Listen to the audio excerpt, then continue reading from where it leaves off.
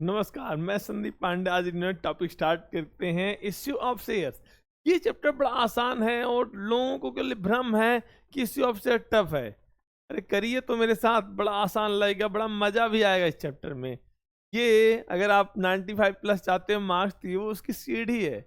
एक बार शेयर्स आ जाए फिर आपको पूरे नंबर दिला के ही जाता है। बाकी कोई दूसरा चैप्टर गलत हो सकता है, बट शेयर्स अगर आ जाए तो फिर कभी गलत नहीं होता। ये आपको कभी निराश भी नहीं करता।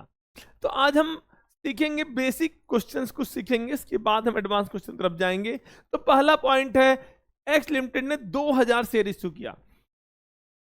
इसके पहले मैं आपको बताना चाहता हूं, शेयर जब आप इश्यू करते हैं कैश में, देखो दो तरह शेयर इश्यू करते हैं, for cash, other than cash. तो जब फॉर कैश की बात आती है तो भी शेयर हम दो तरह इश्यू करते हैं। पैसा दो तरह से आता है, आइदर लमसम और इंस्टॉलमेंट। अगर सारा पैसा मांगा और एक बार में मिल जाए तो इसे क्या बोलते हैं, लमसम।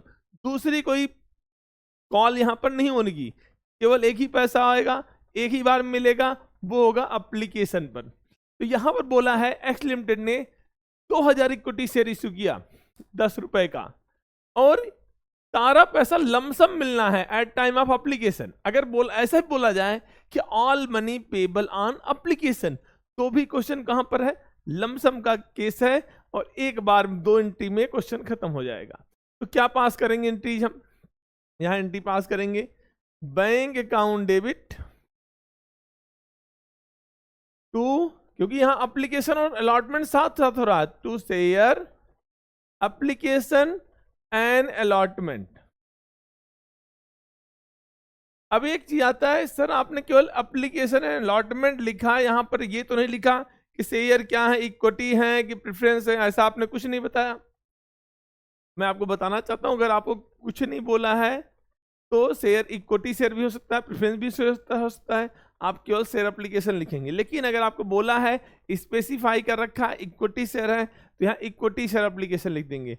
प्रेफरेंस शेयर है तो प्रेफरेंस शेयर एप्लीकेशन लिख देंगे, ये जरूरी है। Being application money received, application money receive हो रहा है आपका। अब इस पैसे को कैपिटलाइज करेंगे, क्या एंट्री करेंगे, share application and allotment account debit to share capital. अब आता है कितना रुपए, 2000 शेयर हैं, एक शेयर पे कितना मिलना है, 10, तो कुल अमाउंट कितना मिलेगा, 20,000। यहां पे कितना आएगा, 20,000। Bank to share application and allotment, and share application allotment debit to share capital. अब आता है नेक्स्ट पॉइंट कि अगर इसमें ओवर या अंडर सब्सक्रिप्शन हो जाए तो क्या करेंगे, लमसम में ही। तो यहां पर देखिए हमने कितने शेयर इश्यू किए, 20,000, वो प्रेफरेंस शेयर हैं 1,000 रुपए वाले। करा सारा मनी कहां मिलना था, एप्लीकेशन पर। लमसम का केस है, जब सारा पैसा एप्लीकेशन मिल रहा है तो लमसम है। तो क्या करेंगे, यहां देखेंगे, बोला एप्लीकेशन रिसीट फॉर 18,000 शेयर। जब अंडर सब्सक्रिप्शन है तो आपको मिनिमम भी चेक करना पड़ेगा। कैसे पता चला अंडर है, शेयर इश्यू किए 20, एप्लीकेशन आए 18, तो ये क्या है, अंडर सब्सक्रिप्शन। अंडर सब्सक्रिप्शन में भी हमें मिनिमम सब्सक्रिप्शन चेक करना पड़ता है, क्या ये मिनिमम सब्सक्रिप्शन के क्राइटेरिया को पूरा कर रहा है, और नहीं पूरा करेगा तो हमारा पैसा रिफंड करना पड़ेगा हमें। तो वो क्या होता है minimum subscription, 90% of share issued to proceed allotment. Allotment चलाने के लिए, देने के लिए, करने के लिए हमारे पास इश्यूड शेयर्स का 90% एप्लीकेशन आना कंपलसरी है। तो देखिए कितने शेयर इश्यू किए हमने, 20,000, उसका 90% 18,000 है। अगर यही 17,900 भी हो जाता तो हमें पैसा रिफंड करना पड़ता। यहां पर पैसा रिफंड करने की जरूरत नहीं है, क्योंकि हमारे पास मिनिमम सब्सक्रिप्शन का क्राइटेरिया पूरा हो रहा है। अब क्या करेंगे, हम एंट्री करेंगे। तो क्या एंट्री करेंगे, आप देखिए, bank account debit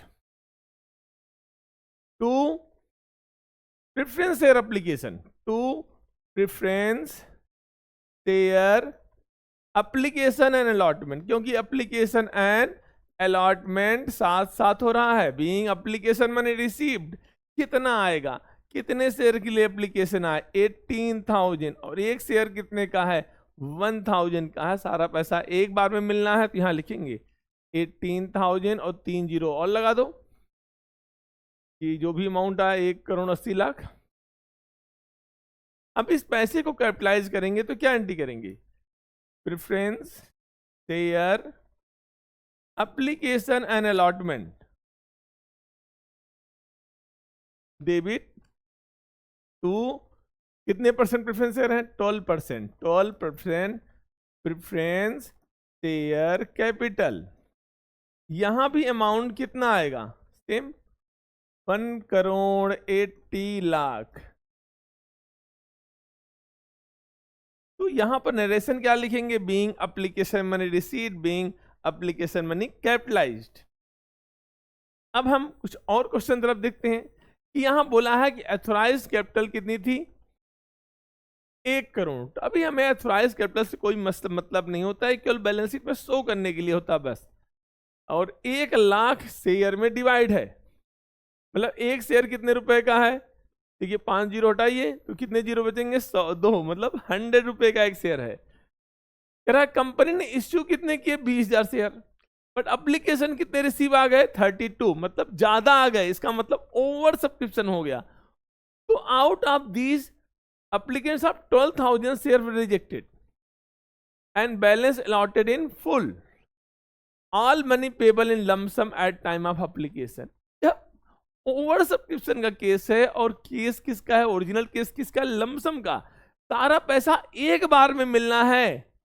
over subscription आपको प्रॉब्लम क्रिएट नहीं कर सकती, क्योंकि पैसा आगे जाएगा ही नहीं। जितने शेयर हैं उतना ही पैसा हमें लेना है, बाकी पैसा रिफंड करना है। यहां पर आपको कोई कंफ्यूजन नहीं होना चाहिए कि सर ओवर सब्सक्रिप्शन हो गया। यहां ओवर सब्सक्रिप्शन इररिलेवेंट हो जाता है। आप देखिए, आपकी जब जनरल एंट्री करेंगे तो क्या एंट्री करेंगे?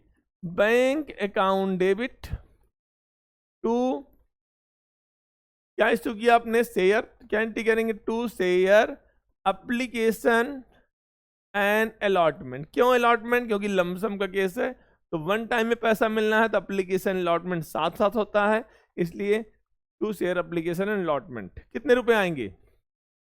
32,000 शेयर्स हैं और एक शेयर पर आपको कितना मिलना है? 100। कितना अमाउंट आ गया?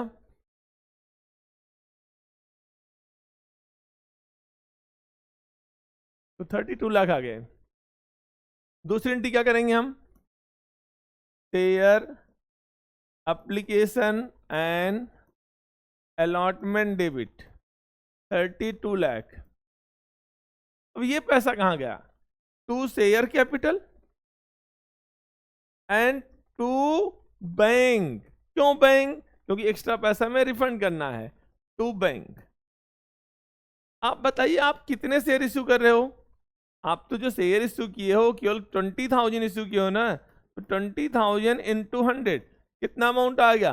20 लाख। और बाकी पैसा कहां जाएगा? बैंक में। भाई हमारे 32 आया, लेकिन हमारा बनता तो 20 लाख ही है। बाकी पैसा क्या करेंगे हम? रिफंड कर देंगे। तो कितना लौटा देंगे हम? 12 लाख रुपए।